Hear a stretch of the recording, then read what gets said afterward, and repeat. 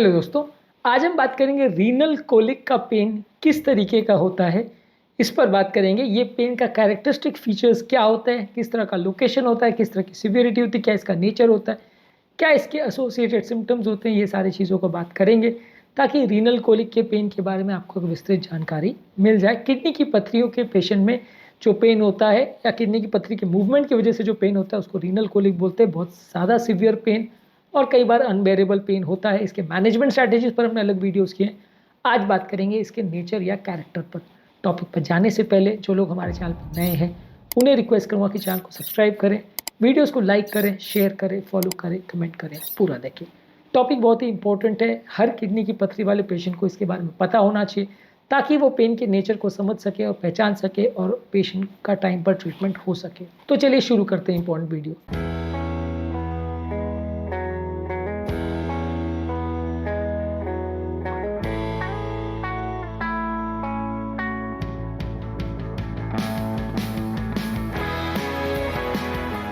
सबसे पहले पेन का लोकेशन। ज़्यादातर किडनी का लोकेशन फ्लैंक पे या पीठ की तरफ होता है।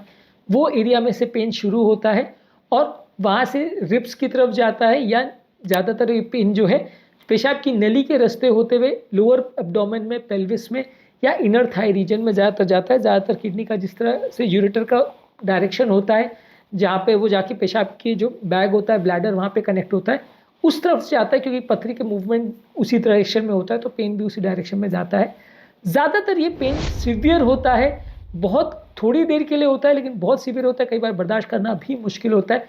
ज़्यादातर ये पेन का एक कैरेक्टरिस्टिक फीचर है कि स्पाज्मोडिक पेन है, यानी झपक झपक के आता है। जैसे मसल का कॉन्ट्रैक्शन होता है वहाँ पे अगर पथरी की वजह से यूरिन फ्लो नहीं हो पा रहा है तो सडन सीवियर पेन होता है। जब उसको ऑब्स्ट्रक्शन कम एहसास होता है, उसके बाद जैसे पेरिस्टाल्सिस कम होती है तो पेन कम हो जाता है, यानी कंटिन्यूस होता रहता है, कम होते रहता है। किडनी में नॉर्मली जो एक पेरिस्टाल्टिक वेव होती है हर स्मूथ मसल में, जो किसी भी चीज़ को आगे पुश करने के लिए होती है, चाहे खाने को पुश करने के लिए या यूरिन को पुश करने के लिए। ये पेरिस्टाल्टिक वेव के सामने जब कोई पथरी अगर आ जाती है जिसकी वजह से वो अपना काम नहीं कर पाता और यूरिन वहाँ पे भरने लगता है, पथरी की वजह से रुकावट आ जाती है, तो ये पेन नॉर्मली होता है। ये पेन इंटरमिटेंट होता है और बहुत सिवियर पेन होता है। ज़्यादातर इसका नेचर बहुत ज़्यादा शार्प पेन होता है, कोई चाकू मार दिया या कुछ चुभ रही है वैसे टाइप का पेन होता है। ज़्यादातर क्रैम्पिंग टाइप पेन होता है और फ्लक्चुएटिंग पेन होता है, यानी कम ज़्यादा होने वाला टाइप का पेन होता है। एक ही इंटेंसिटी में कंटिन्यूस ये पेन होता रहे ऐसा कोई ज़रूरी नहीं है, इसका अमाउंट या इसकी सिवियरिटी चेंज हो सकती है। साथ में पेशेंट को नौजिया, वॉमिटिंग होना यानी उल्टी होना या उल्टी जैसा लगना, बहुत ज़्यादा बेचैनी या कमज़ोरी का एहसास होना कि इसकी वजह से व्यक्ति को कंटिन्यूसली अपनी डायरेक्शन चेंज करनी पड़ रही है या मूवमेंट करना पड़ रहा है।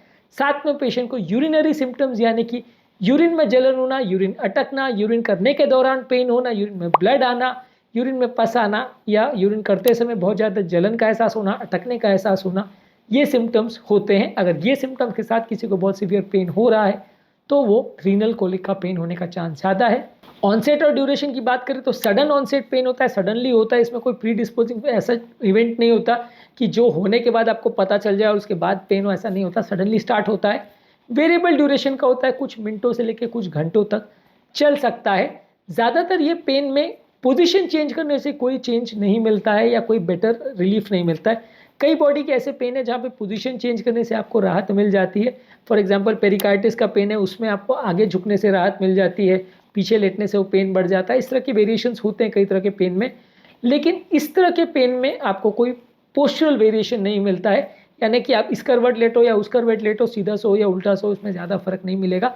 साथ में थोड़ा टेंडरनेस मिल सकता है, यानी जो पर्टिकुलर एरिया में पथरी फंसी हुई है वहाँ पे अगर आप उस एरिया को छूते हो तो वहाँ मसल बिल्कुल रिजिड हो जाती है और वहाँ आप टच करोगे तो पेन सीवियर हो सकता है। तो ये कैरेक्टरिस्टिक फीचर होते हैं रीनल पेन के या रीनल कोलिक के पेन के।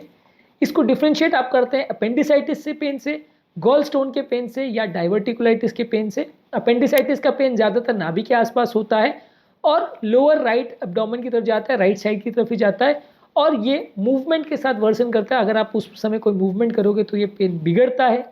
गॉल स्टोन का पेन राइट साइड के अपर पार्ट ऑफ एब्डोमेन में होता है और ये राइट शोल्डर की तरफ जाता है और ज़्यादातर ये फैटी खाना खाना या ज़्यादा चर्बी वाला खाना खाने से बढ़ जाता है। इसके अलावा डाइवर्टिकुलाइटिस का पेन जो है वो लोअर लेफ्ट एब्डोमेन में होता है और साथ में फीवर या कुछ इस तरह के सिम्टम्स पेशेंट को हो सकते हैं, या पेशेंट को कॉन्स्टिपेशन या डायरिया या चेंज ऑफ बाउल हैबिट्स इस तरह की कोई फीचर हो सकते हैं जो कि डाइवर्टिकुलाइटिस की तरफ पॉइंट करेंगे। इसमें भी सडन सीवियर पेन हो सकता है। रीनल कोलिक के पेन में कब आपको डॉक्टर के पास जाना चाहिए? जब आपको बहुत ज़्यादा सीवियर पेन हो और वो अनबेरेबल पेन हो और वो रुक नहीं रहा हो, अपने आप ठीक ना हो रहा हो, तो आपको डॉक्टर को मिलना चाहिए। जब साथ में आपको बुखार ले आ रहा है और खासकर अगर ठंड लेके बुखार आ रहा है तो डॉक्टर के पास जाना चाहिए।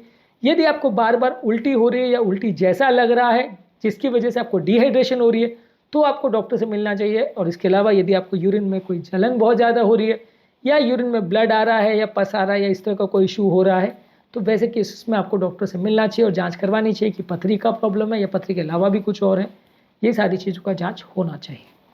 आज के टॉपिक में हमने बात करी रीनल कोलिक के पेन के क्या कैरेक्टरिस्टिक फीचर होते हैं और कब आपको इसमें डॉक्टर से मिलना चाहिए, बाकी तरह के पेन से किस तरह से डिफरेंट होता है और कब आपको सस्पेक्ट करना चाहिए कि पथरी है और कब इसका इलाज कराने के लिए डॉक्टर के पास जाना चाहिए।